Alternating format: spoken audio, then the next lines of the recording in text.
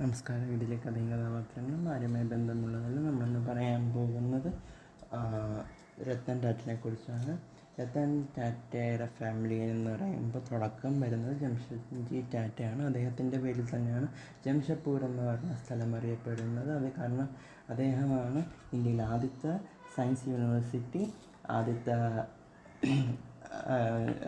Production plants, അതായത് സ്റ്റീലിൻ്റെ production plants ഇന്ത്യയിൽ ആദ്യമായി നിർമ്മിക്കുന്ന ഫുള്ളി ഇന്ത്യൻ വെഹിക്കിൾ ഉണ്ടാക്കുന്നത് JRD ടാറ്റയാണ്. അദ്ദേഹത്തിൻ്റെ കൊച്ചുമോൻ അല്ലെങ്കിൽ അദ്ദേഹത്തിൻ്റെ മക്കളായിട്ട് വരുന്ന ആളാണ് JRD ടാറ്റ. അദ്ദേഹമാണ് ആദ്യത്തെ ഇന്ത്യൻ പ്ലാന്റ് തയ്യാറാക്കുന്നത്.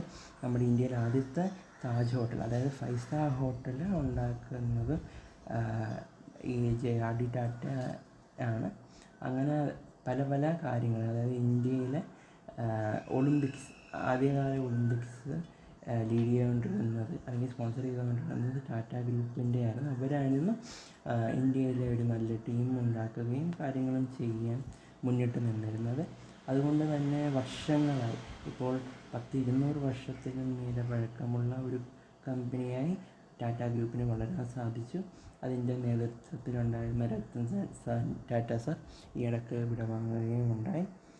അദ്ദേഹത്തിൻ്റെ ലോസ് ഒരു വലിയ ലോസ് തന്നെയാണ്. പക്ഷേ അദ്ദേഹത്തിൻ്റെ ആത്മാവിന് വേണ്ടി നമുക്ക് പ്രാർത്ഥിക്കാം. അദ്ദേഹം ചെയ്ത കാര്യങ്ങൾക്ക് വേണ്ടിയും നമുക്ക് നന്ദി പറയാം അദ്ദേഹത്തിനോട്. സോ ഇതാണ് എനിക്ക് പറയാനുള്ളത്. നമുക്ക് അടുത്ത ദിവസം വേറൊരു ബിസിനസ്സുകാരൻ്റെ കഥയുമായി വരാം. അതുവരെ നന്ദി, നമസ്കാരം.